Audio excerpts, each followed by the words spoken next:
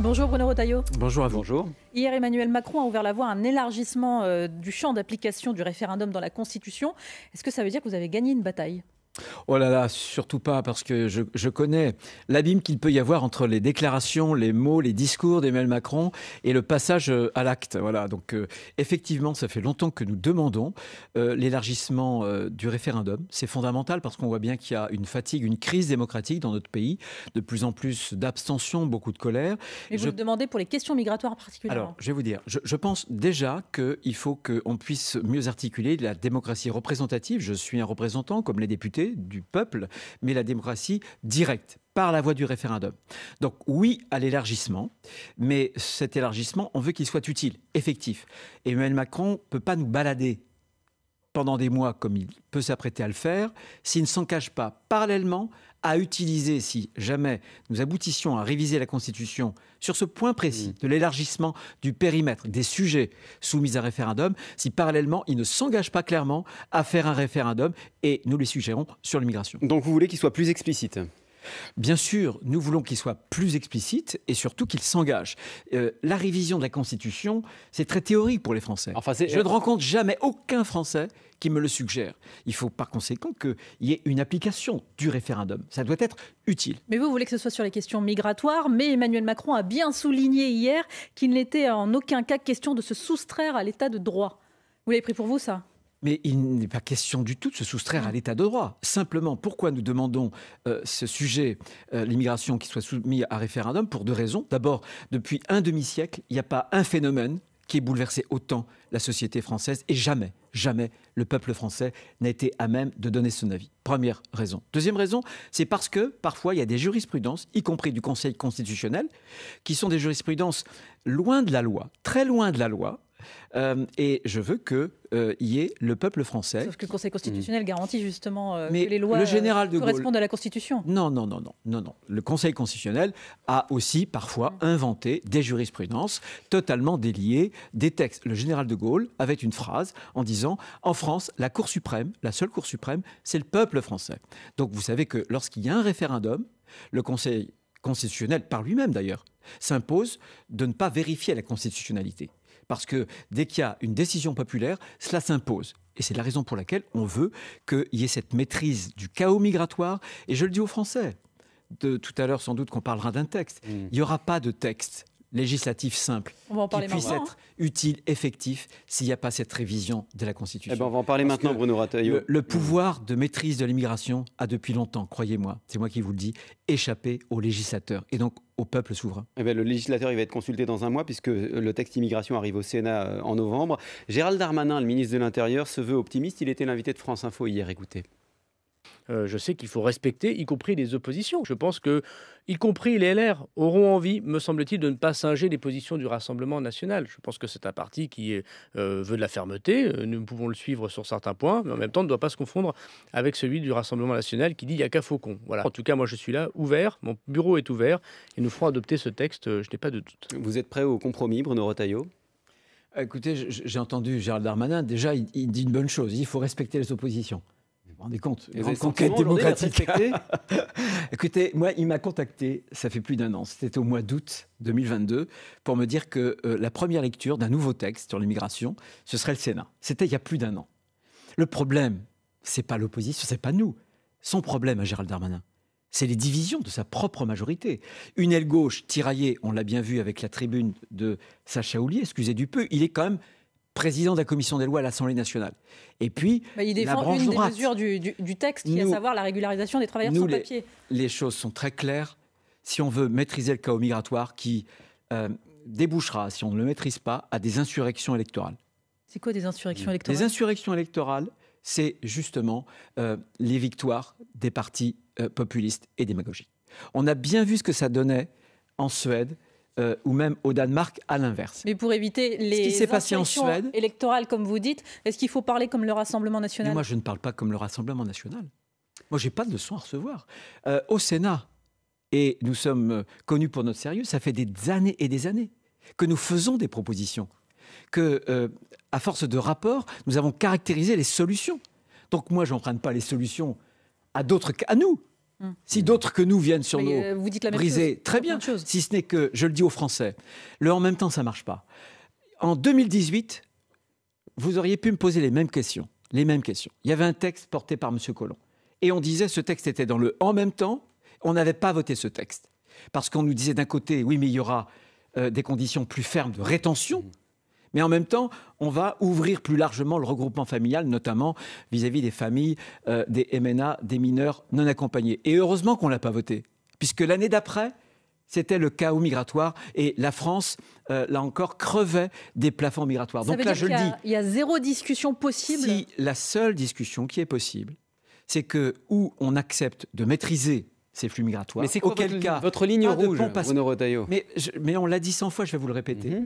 Il y a un article 3. Cet article 3, il donne un droit opposable à tous ceux qui ont fraudé, à tous ceux qui sont entrés illégalement sur le territoire, clandestinement. Il propose de régulariser des personnes qui sont en C'est un situation droit de travail dans opposable. des métiers en tension. C'est un droit qui devient opposable. Vous avez fraudé, vous rentrez clandestinement, et vous avez un droit opposable, pour peu qu'il y ait un métier en tension, vous avez raison, à devenir et avoir un titre de séjour.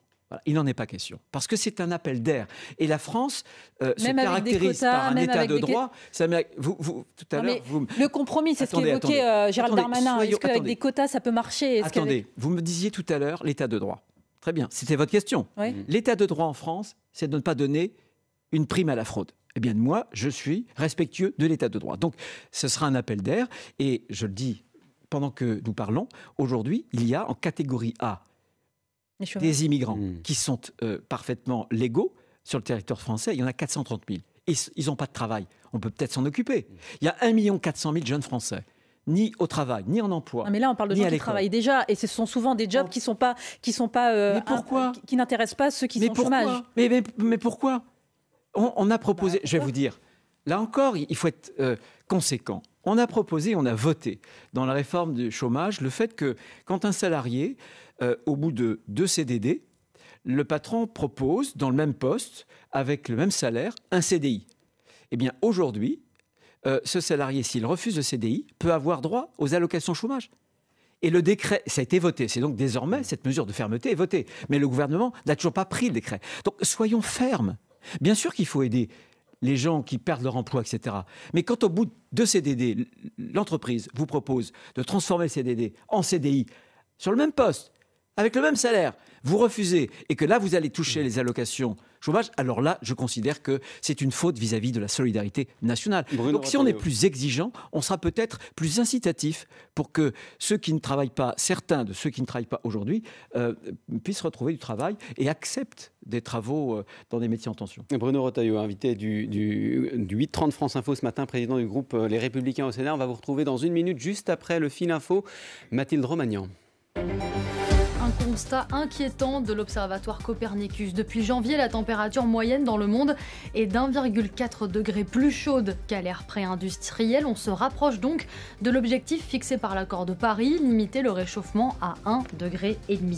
Une cinquantaine de dirigeants européens réunis aujourd'hui à Grenade en Espagne pour le sommet de la communauté politique européenne.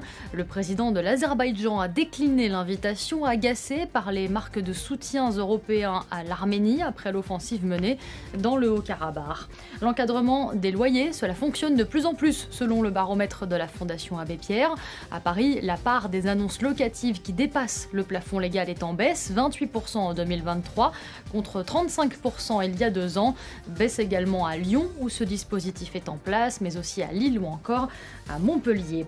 Fait-il toujours 4800 mètres d'altitude? Le Mont Blanc, mesuré une nouvelle fois aujourd'hui, une équipe de géomètres experts a gravi le sommet de l'Europe et rendra ce matin ses conclusions. Ce sera à 11h.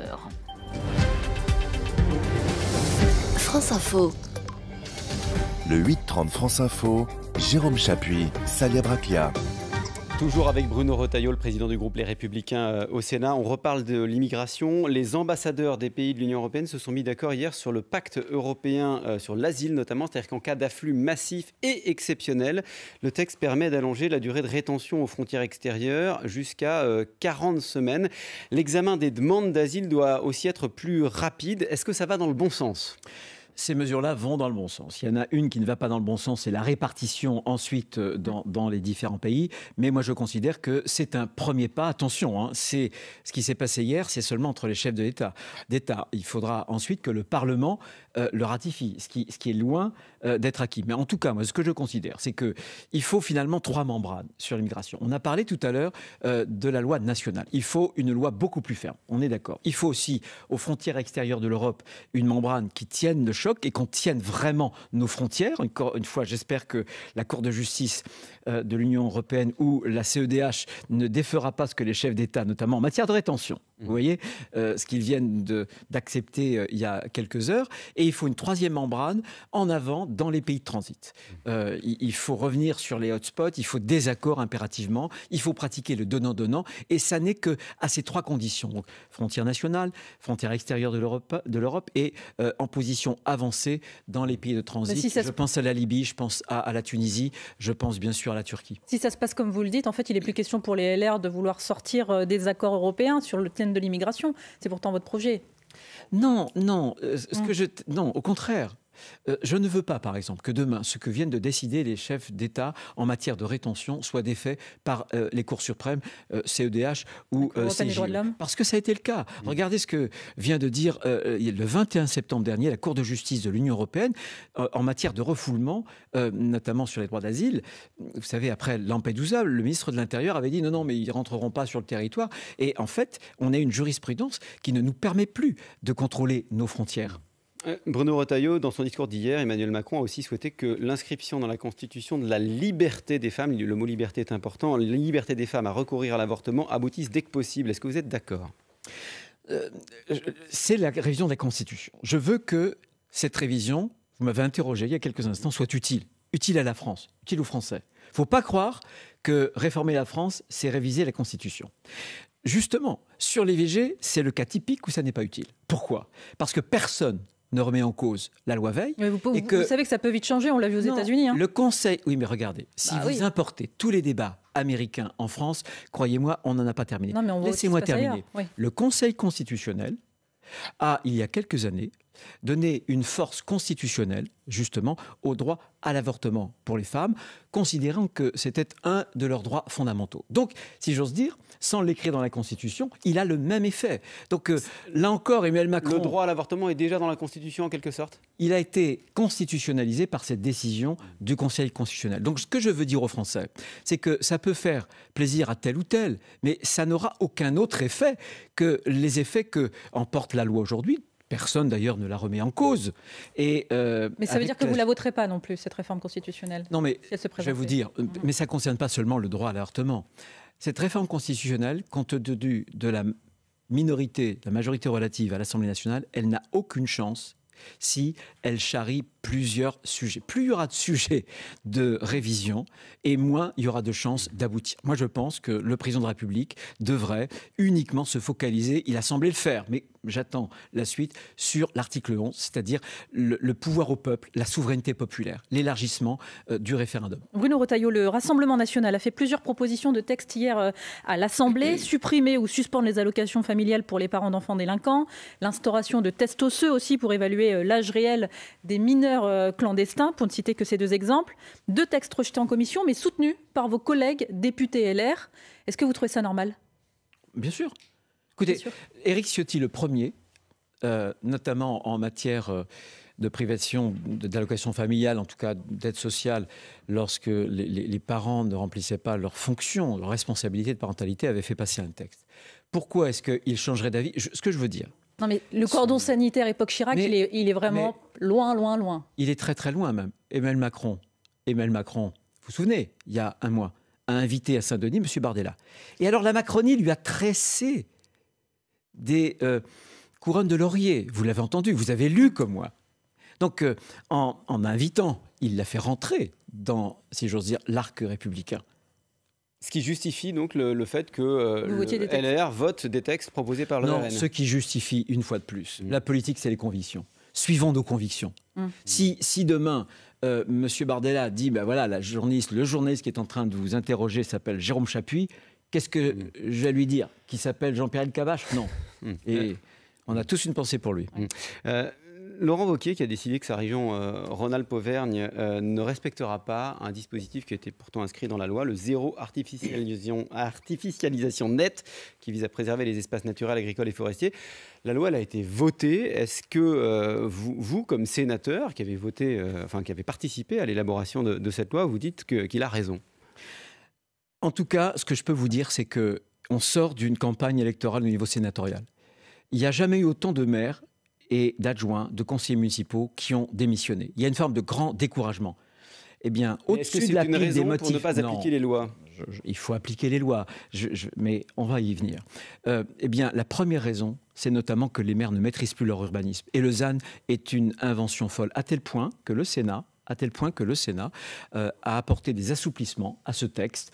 Tous les règlements, tous les décrets ne sont pas arrivés. Par exemple, une garantie pour la ruralité, un hectare de droit à construire. Mais écoutez, parce que c'est une machine bureaucratique intenable. La meilleure preuve, lorsqu'on avait... la première loi est sortie, le gouvernement sort 2 décrets. Et je vois que les 2 décrets sont contraires à la loi. Et dans un décret, je vais vous le dire, on considérait comme surface artificialisée, vous m'écoutez bien, vous êtes assis, les jardins privés, la pelouse, les jardins publics, c'était considéré comme bétonné. Vous vous rendez compte? J'ai demandé à l'association des maires d'attaquer, puisque moi je ne pouvais pas comme groupe politique. Et le Conseil d'État, hier, vient d'annuler un des décrets, puisqu'il y avait plusieurs problèmes. Donc, Laurent Wauquiez a raison de vouloir symboliquement, si j'ose dire, dire attention, le ZAN... Donc, il ne va pas le faire. Ça n'est pas que symbolique. Donc, c'était juste de la parole, il ne va pas le faire, si je vous écoute. Il ne suspend pas, d'ailleurs, il ne sort pas de la loi, il suspend une procédure, j'étais président de région, d'élaboration du SRADET.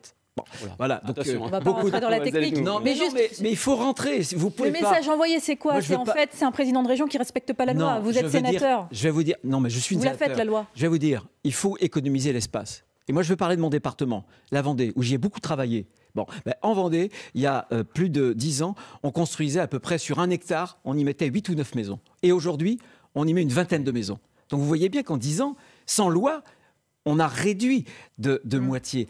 Mais le ZAN, tel qu'il est aujourd'hui, heureusement le Sénat l'a assoupli, est un instrument qui va renchérir le logement, au moment où le problème du logement est le problème numéro 1, notamment en termes de pouvoir d'achat, et 2, c'est une arme en réalité de décroissance. Les 2 tiers des communautés de communes de France viennent de déclarer, après un sondage de l'Association des communautés de communes de France, qu'ils avaient dû repousser ou refuser des implantations industrielles faute de terrain. Faute de terrain. Vous vous rendez compte? C'est pour l'écologie, en fait. Mais l'écologie, on m'a tenu le même discours il y a quelques années avec Fessenheim et surtout avec la fermeture des réacteurs nucléaires. Et maintenant, après avoir ouvert Saint-Avold, on a fermé Fessenheim, on ouvre une centrale à charbon et maintenant on va construire, Emmanuel Macron, le même d'ailleurs, change d'avis et il faut maintenant construire 6 ou même 14 EPR. Voilà, c'est la même chose. On vous dit tout à coup, on a découvert, c'est pareil dans cette loi climat-résilience, vous avez les ZFE qui vont taxer les zones Français à faible émission modestes et vous avez aussi les DPE, les diagnostics performance énergétique. C'est-à-dire on a du mal à comprendre parce qu'à chaque fois qu'on vote une mesure, on ne voit pas très bien comment est-ce que vous souhaitez arriver aux objectifs des accords de Paris dont on voit qu'on est déjà... Jérôme Chapuis, je vous invite en Vendée. Je vais vous inviter à Vendée. Et vous verrez. Je connais la Vendée. Et vous verrez. J'espère. Vous faites dans plus de pubs. On a l'impression que les LR sont contre tout, là. En matière de consommation d'espace, on a fait énormément de travail. Qu'en matière d'eau, par exemple, et de sobriété, on est un des départements qui gaspille le moins. Un des départements où la consommation par mètre cube, ça, c'est pas de l'écologie. Pas manifestement au regard du réchauffement qui est qui est. C'est pas l'écologie radicale, c'est l'écologie du quotidien. L'écologie qui débouche sur des solutions. Et je pourrais vous parler de l'énergie. La première centrale de production d'hydrogène, totalement vert, elle a été installée en Vendée. Voyez. Donc moi, j'ai aucune leçon à recevoir de quiconque. J'ai fait un livre d'ailleurs sur l'écologie il y a 2 ans. Le titre, il était évocateur et prémonitoire. Aurons-nous encore de la lumière cet hiver? Bruno Retailleau, président du groupe Les Républicains au Sénat, vous restez avec nous. On vous retrouve juste après le fil info à 8h52. Mathilde Romagnan. L'armée française débutera son retrait du Niger dans la semaine. On l'apprend ce matin de l'état-major des armées. Les troupes françaises déployées au Niger quitteront le pays donc dans les prochains jours, plus de 2 mois après le coup d'État à Niamey. Un CNR, un Conseil national de la refondation, se réunit aujourd'hui autour des émeutes urbaines du début de l'été. Se retrouvent à Matignon à partir de 17h les membres du gouvernement, les maires des villes touchées par les violences, mais aussi des responsables associatifs. La première ministre en revanche, ne fera pas d'annonce avant la fin du mois. Une Coupe du Monde de football sur 3 continents, c'est ce qui va se passer en 2030, décision hier de la FIFA. Les matchs auront lieu en Europe, en Afrique et en Amérique du Sud. Et puis une bonne nouvelle, à moins d'1 an des Jeux Olympiques de Paris, les gymnastes françaises ont décroché une médaille de bronze hier au concours par équipe au championnat du monde d'Anvers en Belgique. C'est la première médaille mondiale de la France en gymnastique depuis 1950. France Info. Le 8-30 France Info, Jérôme Chapuis, Salia Braclia. Toujours avec Bruno Retailleau, président du groupe Les Républicains au Sénat. Bruno Retailleau, vous faites partie de ces personnalités qui alertent depuis longtemps sur la situation des Arméniens du Haut-Karabakh. La région est tombée, elle est quasiment vidée de sa population arménienne en 2 semaines. L'Arménie maintenant se retrouve en première ligne. La France va apporter une aide militaire à l'Arménie, notamment du matériel. Est-ce que ça arrive trop tard ? C'est trop tard. Vous savez, j'étais il y a 1 mois en Arménie et nous avions un dîner pendant 2 heures avec Nicole Pachinian, le Premier ministre. Et je lui avais posé cette question. Je l'avais vu déjà il y a aussi 6 mois. Et rien n'était livré. Mais c'est trop tard maintenant parce que vous voyez bien que M. Aliyev est arrivé à ses fins. Ce que je veux dire à vos auditeurs, c'est que le Haut-Karabakh, c'est la terre ancestrale de ces Arméniens qui y résident depuis 3000 ans. Et en 3 jours, on efface 3000 ans. C'est une épuration ethnique, une épuration religieuse. L'Europe Eh bien, voilà, c'est ce qui est terrible. D'abord, on arrête d'acheter du gaz à bas coût. Madame von der Leyen s'est rendue à bas coût, vous vous rendez compte ? Elle achète du gaz à bas coût et une partie de ce gaz vient de la Russie. Donc, première chose. On en a besoin, certains vous diront, c'est malheureux, c'est la réelle politique. Non, attendez, on a voté les sanctions. On a voté les sanctions contre la Russie.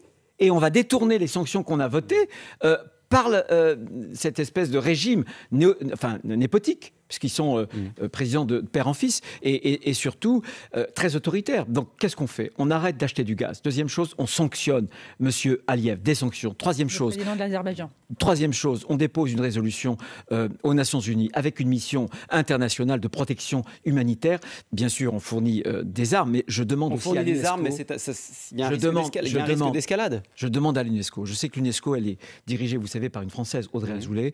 Il y a une mission qui part pour les enfants. Je demande à l'UNESCO une mission particulière de préservation des traces culturelles, de tous ces monuments plus que millénaires pour qu'ils ne soient pas effacés. On a vu ce qui se passait à Bamiyan. Les talibans avaient dynamité, vous vous souvenez, les Bouddhas. À Timbuktu, pareil, les islamistes. Ça sera tous les régimes totalitaires ou autoritaires n'ont d'autre objectif que d'effacer jusqu'aux traces culturelles sur un sol. Et il faut préserver ce patrimoine qui est un patrimoine de l'humanité aussi. Mais sauvons le patrimoine, mais avant tout, sauvons les enfants, sauvons les femmes, les vieillards, sauvons ce peuple arménien qui est un peuple frère. Et rien n'est simple parce que quand on voit que le président Zelensky, l'Ukrainien, affiche son soutien au président de l'Azerbaïdjan, Ilham Aliyev, ça vous fait quoi ?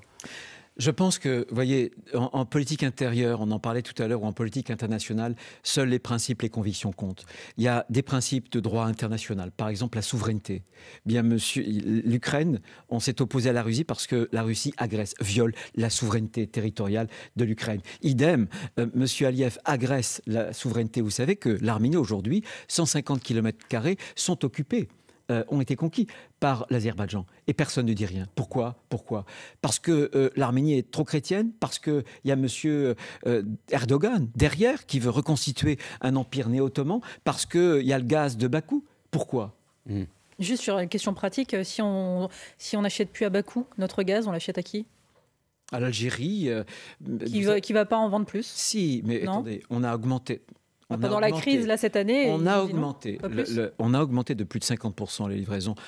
C'était des informations d'il y a une quinzaine de jours vis-à-vis de l'Algérie. Mais on ne fait pas ça. Donc vous voulez ici à France Info qu'on remette en cause les sanctions contre la Russie ? Non, moi ce que je vous demande, c'est vos solutions. C'est vos solutions, c'est moi qui pose les questions. Moi, les solutions, je veux dire, les solutions, je reviens tout à l'heure, c'est d'être constant et conséquent. Si on n'avait pas abandonné la filière nucléaire, on n'aurait pas besoin d'avoir ouvert justement une centrale à charbon, on n'aurait pas eu besoin, en tout cas, beaucoup moins de gaz.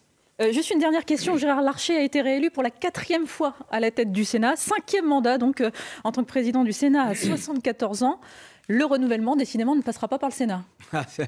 Le Sénat, croyez-moi, quand j'ai été élu Gérard Larcher en 2014, et moi président de groupe, on ne pouvait pas commencer une émission de télé, de radio, sans qu'on nous pose la question, est-ce que le Sénat est utile ? Plus jamais. Les Français savent qu'il est utile. Pourquoi ? Parce que nous sommes un contre-pouvoir et parce que c'est un point d'équilibre avec une Assemblée nationale qui est souvent hystérisée. Donc moi, je m'en félicite. Rarement dans l'histoire de la Ve République, il y a eu une telle rencontre, une telle incarnation entre une institution et Gérard Larcher. Même si ça fait 33 ans qu'il est sénateur, Gérard Larcher. Eh bien, la 33 ans. durée. Eh bien, je pense que la vie d'un homme et d'une femme est faite à la fois de changement, mais en même temps de permanence. Et je pense que dans le paysage politique actuel, qu'il y ait une durée, qu'il y ait des éléments de permanence, c'est fondamental. Vous le savez peut-être mieux que moi, mais ce qui compte dans la vie, souvent, c'est aussi ce qui dure un peu. Eh ben, Gérard Larcher, je pense, est l'honneur du Parlement français. Et je crois là encore qu'il l'incarne bien, parce qu'il incarne la voix des territoires. Le Sénat, c'est la voix des territoires. Et Gérard Larcher est un amoureux du parlementarisme. Et le bicamérisme, c'est-à-dire 2 chambres, c'est vraiment l'apothéose, si j'ose dire, de la démocratie parlementaire. Bruno Retailleau, vous étiez l'invité de France Info ce matin, président du groupe Les Républicains au Sénat. Merci. Je vous laisse en compagnie de Salia Braclia. Dans 5 minutes maintenant, les informer. Salia, quel est le programme ? Étendre le champ du référendum, simplifier le référendum d'initiative partagée. C'est ce que souhaite Emmanuel Macron. Il l'a annoncé hier. Reste à savoir sur quel sujet il veut demander l'avis aux Français. Et puis, après Lampedusa, l'Europe cherche la voie de sa politique migratoire. Voilà 3 ans que le pacte sur la migration et l'asile est en discussion. On en parle dans un instant avec Renaud Délier, ses informés. À tout de suite sur France Info.